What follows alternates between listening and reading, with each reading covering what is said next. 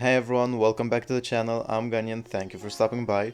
So, today I just finished the first DLC for Assassin's Creed Valhalla, Wrath of the Druids, and I thought I'll make this short video to let you know my opinion of it if you're considering buying the DLC.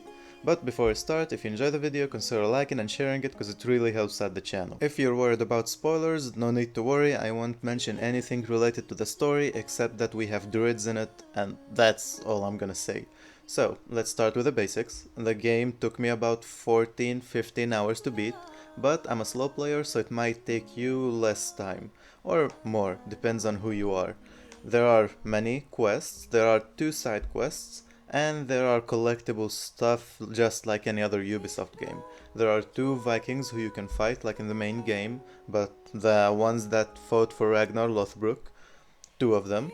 There are a lot of clothes that you can collect. I really like the sets in this DLC.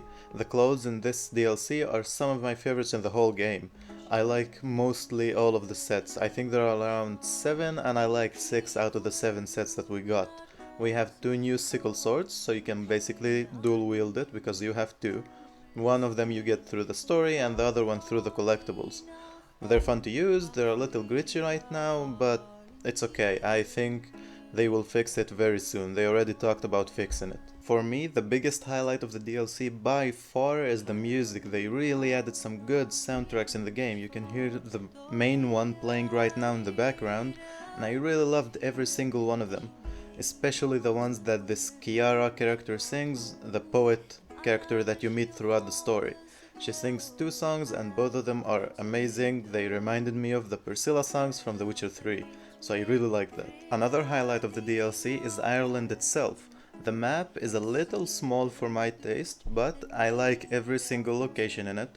It's a little different from England, it's not as different as I would have liked it to be, but there are very high mountains, there are a lot of great looking areas that are different from England. It's much greener, there are much more verticality, at least from what I've seen, and I like the way and the vibe that it gives. The characters that are in Ireland are, in my opinion, a lot more fun to interact with than the ones in England.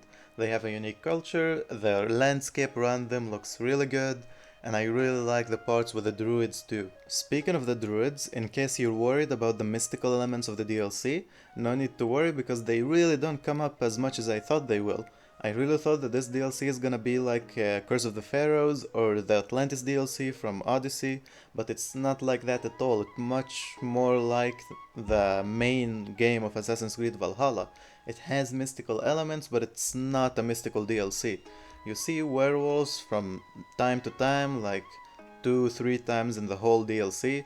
You can go out and seek them yourself, but in the story you only see them twice, I think. So it's really not a mystical DLC. That, for me personally, is a bad thing, but if you're the type of player who really prefers realism, then I think it's gonna be good for you. I really expected this DLC to be the mystical DLC and the Paris DLC to be the assassin DLC, just like we had in Origins and in Odyssey, but I guess they wanted to go for a more realistic vibe with this mystical DLC. So it doesn't have that many werewolves or mystical elements, so you don't need to worry if you don't like that. Another thing in this DLC that I think people will really enjoy is the characters. The main game NPCs, in my opinion, weren't that interesting. I think it's a big reason why people didn't like the game that much, because the characters in the main game weren't that unique. Some of them were, like the Sons of Ragnar, but most of them were not, at least in my opinion. But here in the DLC, you have around 4 or 5 main NPCs that you're gonna be interacting with throughout the story. All 4 or 5 of them have a very different story and a very different ambition and a different way of talking, and they just give off a different vibe and a unique vibe. So it's always fun to talk to them. All of these characters in the DLC are some of my favorite characters in the whole game. So they really make you enjoy the story more and want to play the story more. Also, just a side note, if you really wanted to use your boat more in the main game, the DLC gives you plenty of time to use the boat and go traverse the open world with it. I really like that because I felt that the boat in the main game was really not utilized as much as it should have been. But here in Ireland it's a little more water, so you can use the boat more, if you like that. Something that personally didn't annoy me too much, but I feel like I should mention it here, is the amount of glitches in the game right now, in the DLC. There are a lot of glitches that I came over. A lot of people were talking about a glitch where you slide and the game keeps thinking that you slide, so you just slide infinitely. That only happened with me when I used the sickle swords, so it might be just specific bug for the new sword type. Also, I came on a bug where I just walked through a wall. It was weird, but it's a bug. I have a very high tolerance for bugs, so it doesn't break my immersion and I can just play the game just fine, so I don't really care. But if you're the type of person who gets annoyed by bugs, then I think this DLC right now will not be as good as it can be in a month from now for you. Because in a month from now, I'm sure that Ubisoft will be working on it and they will fix most of the bugs that the DLC has. But right now, just be warned, it has a lot of bugs in it. But as my final point, I'm sure you heard this before, what it comes down to is if you enjoyed Valhalla, you will enjoy the DLC. If you didn't enjoy Valhalla, you won't enjoy the DLC. That's just how it is with this DLC for this game. It's basically more of the same, but well polished and with more interesting characters, but it doesn't change anything when it comes to the gameplay and the game itself. So if you expect the DLC to make you an assassin, it doesn't. You're still a Viking, you still kill people like a Viking. If you expect the DLC to talk about assassins, well, that didn't happen either. They don't bring up the Assassin's Creed at all, not even the Templars.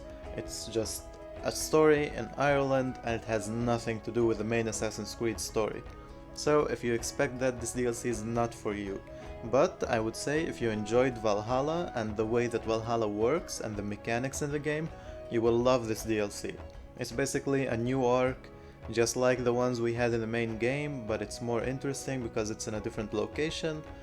But you're doing the same things, you're talking to kings, you're killing people, you're making alliances. It's more of the same game that you've already played, but in a different place. I personally really like that, and that was what I expected from the DLC.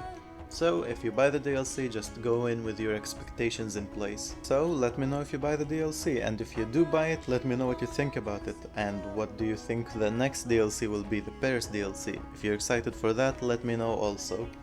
But if you enjoyed the video, for now, just like it and do the usual YouTube stuff. It's very much appreciated. I have more reviews on my channel if you wanna check games like Doom or Far Cry. Mainly I'm a Borderlands channel, so if you like Borderlands, I have that too. Thank you for watching as always, and have a nice day.